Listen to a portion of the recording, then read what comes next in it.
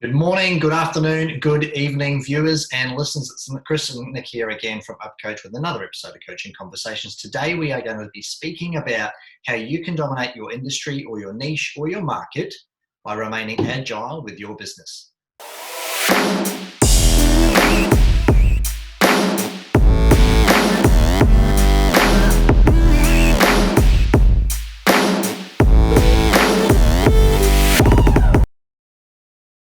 Hello and welcome back to Coaching Conversations with Nick and Chris from UpCoach. Nick, how are you this morning? I'm doing really well, actually, but I've got something to share with you, and I thought it's very relevant to what we're talking about today. Sure. So on Saturday, I literally spent 3/4 of my day running around with my 15-year-old son and one of his mates, because my son wants to build this kick-ass desktop computer, right? Right. So Sure. we go out to this place, and it's like a warehouse, this thing, and it's all like geeks, right? And inside they got like all of these computers set up. So, and I'm talking $3,500 worth of computer that I just bought for him, right? Wow. So it's all these components, a box and, hard drive. And I never knew, but these things are like water cooled. It's got a radiator in it, 3 thermo fans.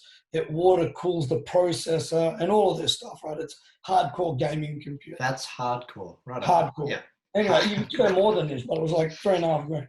But anyway, cut a long story short, I go there and the line is like, forget it. They're taking temperature, all of this stuff. And finally we get in, we get to the counter, the guy starts taking the orders and their computers crash.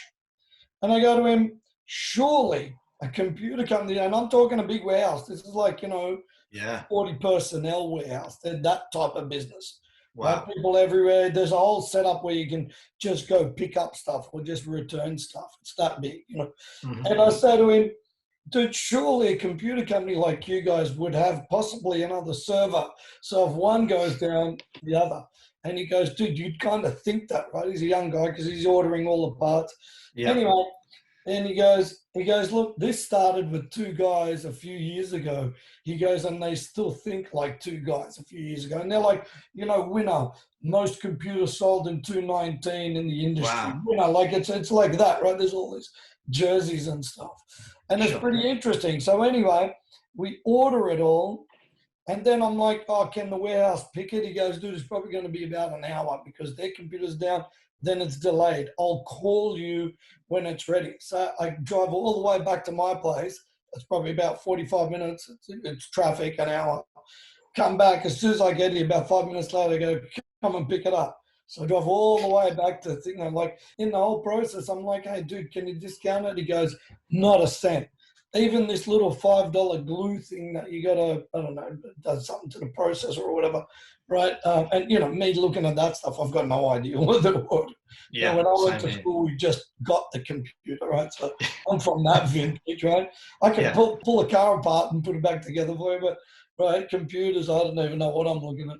Anyway, so go all the way there, and it's not like, oh, hey, thanks, man, here's a little coupon or whatever for a mouse, that's your stuff. Yeah, here you go, mate. And so it's interesting how, that experience, $3,500 worth. We're not talking like, I went in and bought, a glass cleaner for $10 or whatever, like, sunglass cleaner. We took 3.5 G's. And it was that experience with the computer company. I'm just like, what the hell, like it's great. And the line was, and no one even walked up to anyone in line and said, look, all our computers are down. No use waiting here. We don't know when they're going to come up. Like there was none of that communication. People walking in and they're like, sorry, man, see our screens aren't working. I'm like, yeah, right. Then I paid for it because our transaction didn't happen. The guy runs out after. I'm in the car about to drive off. And he goes, oh, mate, back out of the car. It was that day, right? So wow. So that was Saturday. And then all these mates came over to put it together.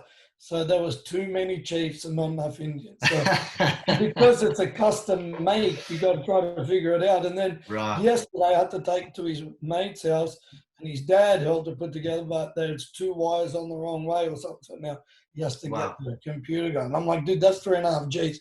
You don't want to switch it on. Oh, we shouldn't have put that wire there. Because one was like 0. Is it the red wire or the blue wire? Yeah, it was like that. I swear to God, it was like that. I'm like, but sweating. Ah, awesome. The reason why we're bringing this up today, guys, is it's been in the news recently. Qantas is obviously changing the way, or at least for the moment, changing the way that they are trying to dominate their space in the marketplace by reducing. They've got some great sales on at the moment, right at this minute, and they're also providing an offer where there's unlimited changes. So there's basically no change fee policy where you can change your travel dates as many times as you wish on these sale fares, and they're really being able to generate some sales volume because it's obviously much needed in the travel industry. But that's an example of remaining agile. So Nick, please do tell or give us some advice on how you can dominate your own position in the market, maybe off the back of this computer story that you've shared with us. What's your advice around that? Yeah, look, I think I've sort of got three areas that I think it's important for you to be agile. And here's why it's important to be agile. If you look at research of when a mobile phone sort of came out, a mobile phone, let's say back in the day by Motorola or, Nokia, I think. Nokia, Motorola, they were giants forever, right? Mm-hmm. Used to be about a 6 to 12 month shelf life. So the new Motorola comes out, it's kind of really selling for 12 months, and that went from, the bricky type thing into the flip into the little one that was like that, had those little things. The tiny one. Right, and then that was about 12 months. Yep. About a year later, it dropped down to about 6 months. So Nokia came out, I think, when they had the Matrix flip, the Matrix, that one you clicked it and down. It's like in the first Matrix, like then I had 2 or 3 other ones in around that. So that was a 6 month shelf life. Mm-hmm. Then Apple came out with the Apple, it was a beast, the first Apple iPhone. God, revolutionized it. It was a good 6 months, at least 12 months. But then every release after that started to get lower and lower and lower and lower. And now you got, Samsung's got the new 21, Apple's got the new 12. And to be honest, people are like, oh, well, what's next? Because all they've done really is quicker processor and more cameras and shit on the back.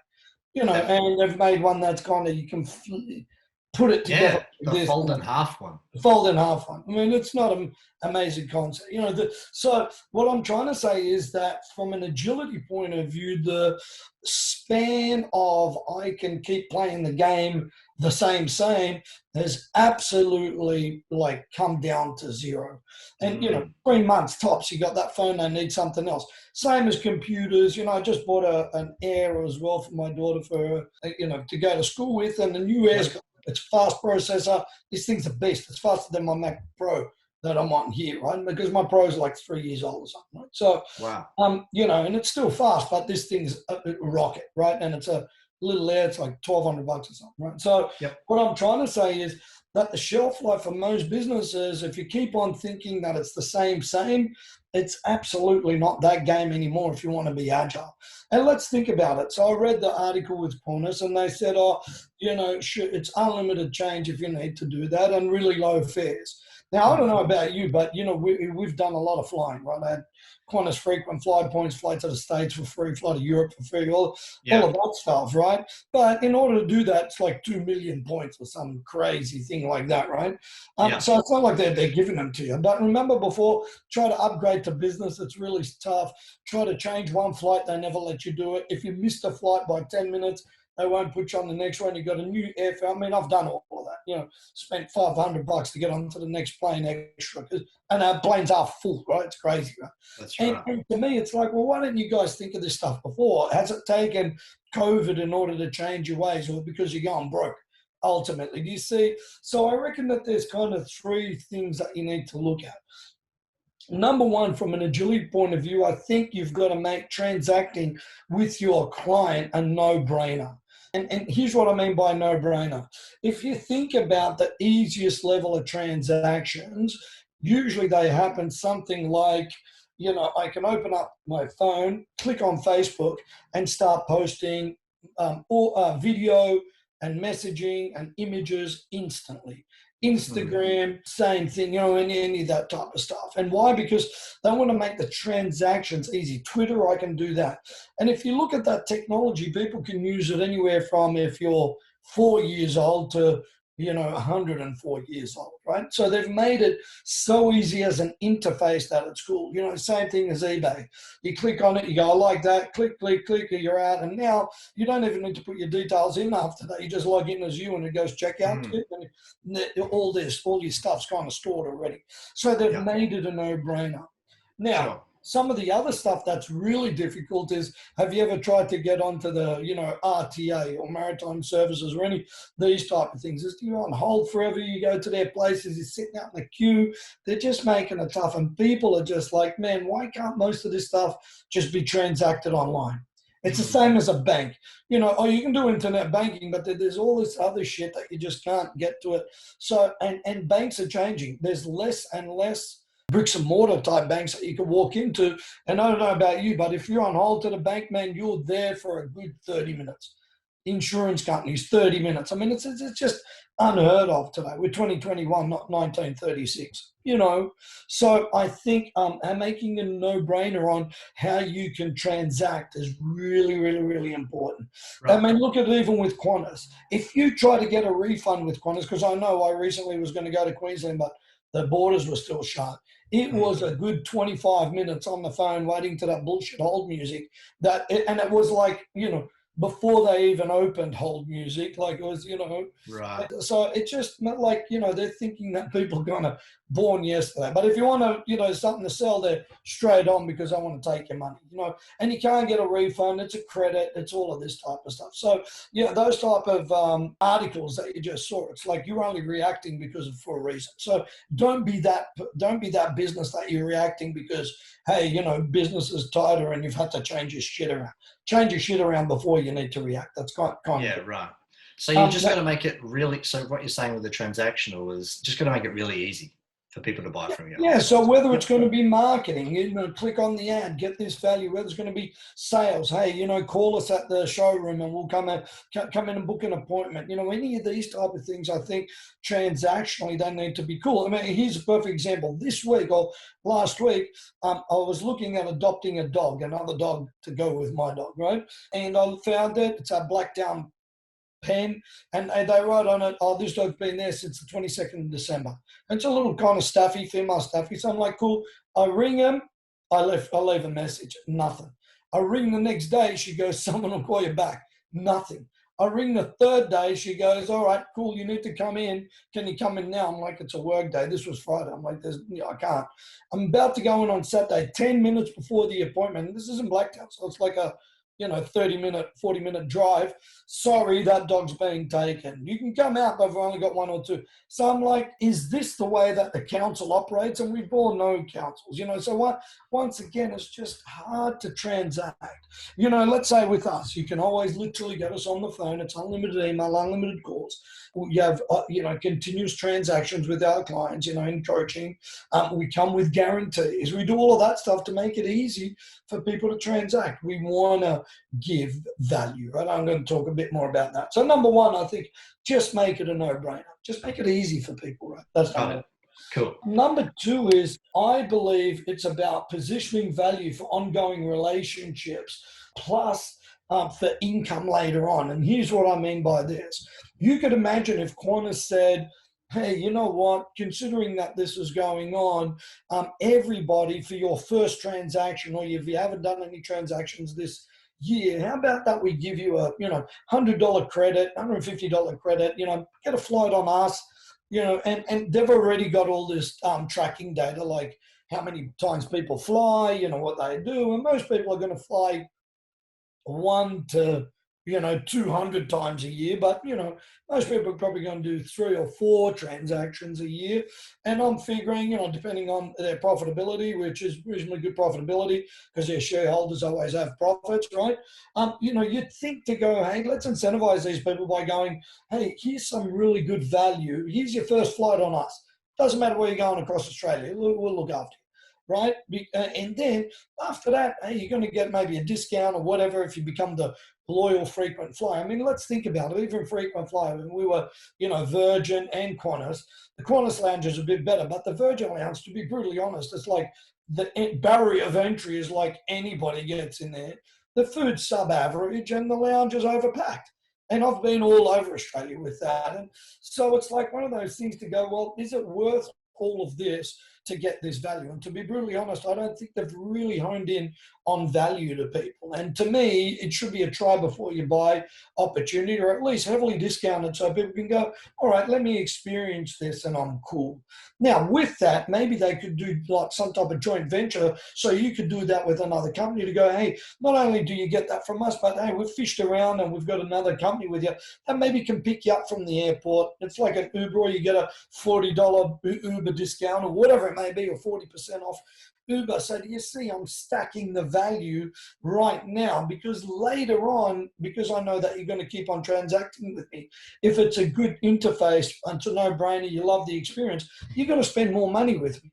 But instead, what they do is they just look short and they go, oh, if the people don't fly this year, lower flights to $99. The $99 flight thing isn't new. They've had those heaps, but there's all these conditions that apply usually. It's in 4 months. It can't be between that and that. You can't use it for the local Wagga flight. You can, it's all of those type of things. And, the unlimited changes, I can't make it. I mean, that should be standard, because shit happens. Because I remember I've sat at, what's the other one like Virgin? What's the other cheapo one called?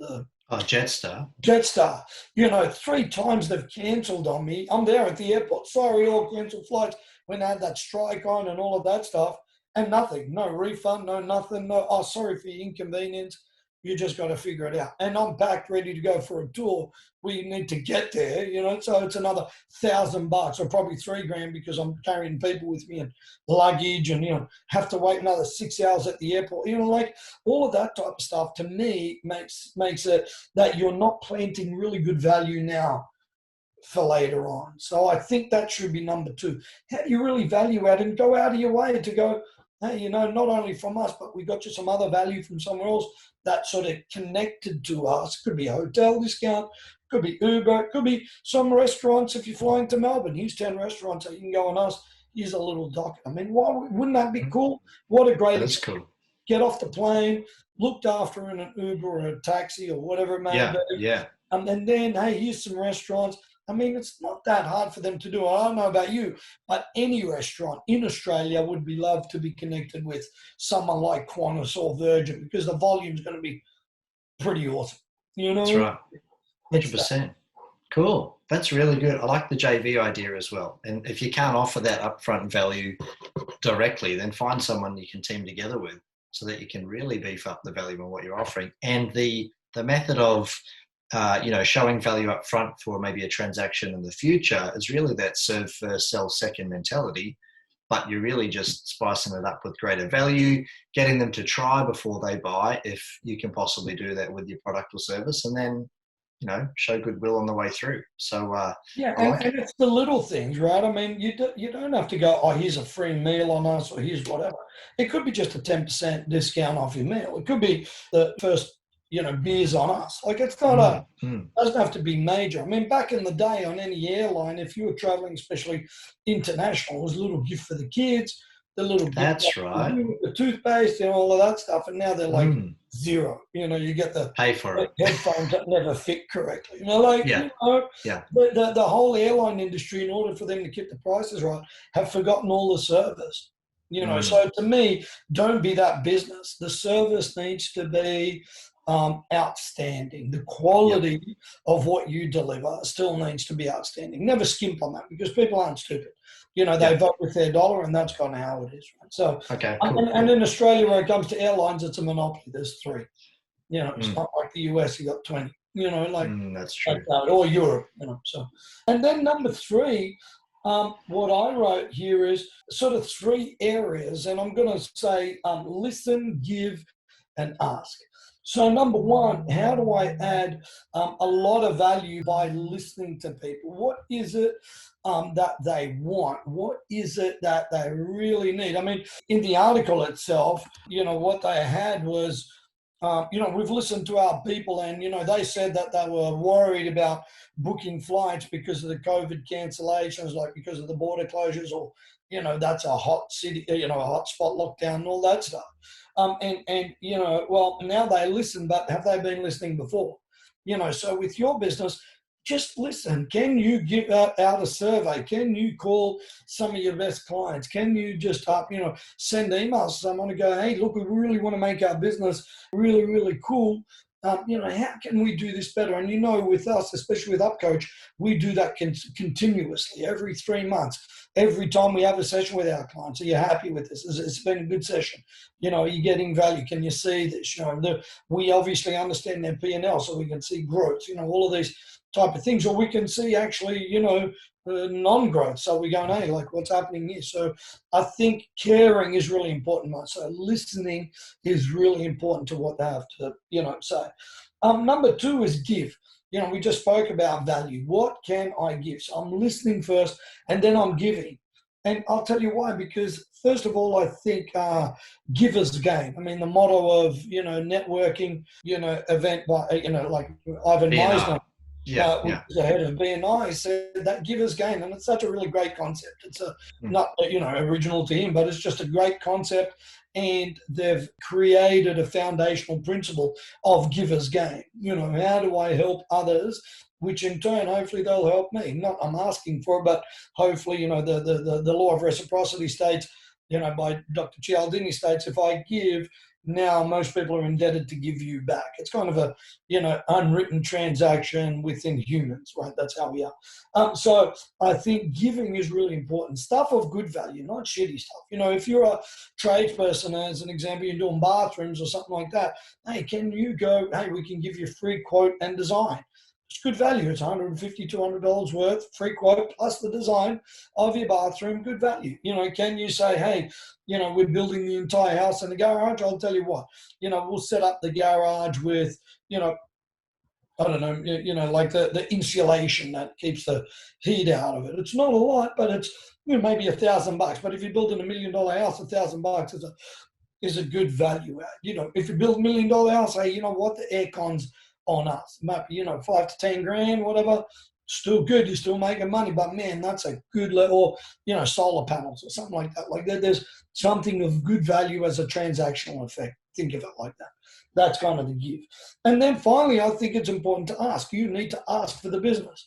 So even like with the way that Qantas is, like sooner or later, you got to ask. Sooner or later, you got to go, hey, like it's important for us to, ask for your business. Hey, we're happy to give you this if you transact in this way. It's the same with you. I think being agile is also not being too scared to ask. Oh, it needs to be at the right time, or it needs to be at the right. No, it's like sooner or later you've got to go, hey, it's me, not my competitor, or else you're kind of going to miss out on it. So you're positioning an offer, essentially, that you want people to take it.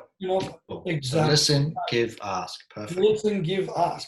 And that's going to, I think, make you agile. Today, like I said, gone are the days where you can keep on doing same old, and then hope for the best. It doesn't work that way. And the reason being is the customer demands more of you. And that's a good thing. We were talking about this the other day, right? For somebody that's inquired for us, they want this level of data. And to me, I think it's a good thing. It actually makes us better than what we are. If you can be stretched as a business owner and kind of be challenged by going, oh shit, we're losing customers here, or hey, it's not as easy as trying to get customers over the line. You can't take that attitude of, oh man, these guys are killing me because the phone never stops ringing and I can't get on to them and I need to quote them and most of them are going to be tie kickers and all of that stuff. If you took the other attitude of gratitude, hey, it's amazing that my phone's ringing. I've got a problem with all of these people that, actually it's a gift that they're reaching out to me to ask me for business, and hopefully that part of them will do business with me. So, it's a different thing, but you've got to think on your feet, and it's fast now. Have you ever waited more than 5 minutes for your fast food? Like what are they doing? Killing a cow in the back there? That's right. It's not like that now. You get the coffee. Jesus, what's a barista? What do you make? Growing the beans in the back there? 3 minutes. Come on, underlay, buddy, because I got stuff to do. Yes. Like that, right? Unless you're in a country town and everything's a bit manana. You know, like, it's only 7 minutes for the coffee. It's so only 7. But it's funny when I go to like up and down the coast or into the country or whatever. Yeah. I need to realize where I am. You know, like it's like I'm like, oh, you know what? It's all cruisy. It's cool, dude. You're ready. It's all good. You know, sitting at the pub. I'm like, man, how long is this taking? You know. Yeah. But then I realize I'm like, good things come to people that wait. You know. Like, that's right. But in your normal transactions, don't wait. You need to get moving. Well, there we go, guys. There's 3 big areas that you can work on right now for you to become more agile in your industry so that you can really dominate your position. The business climate right now is more competitive than ever. We've seen this with what's happened through COVID. If you don't evolve and change and grow, you could stagnate and get left behind. So ultimately, you want to remain agile so that you're ahead of the rest of the competition. Thank you so much, Nick, for your advice today. All goodly. We'll see you all again and speak to you all again in the next episode of Coaching Conversations. Bye now. Bye now.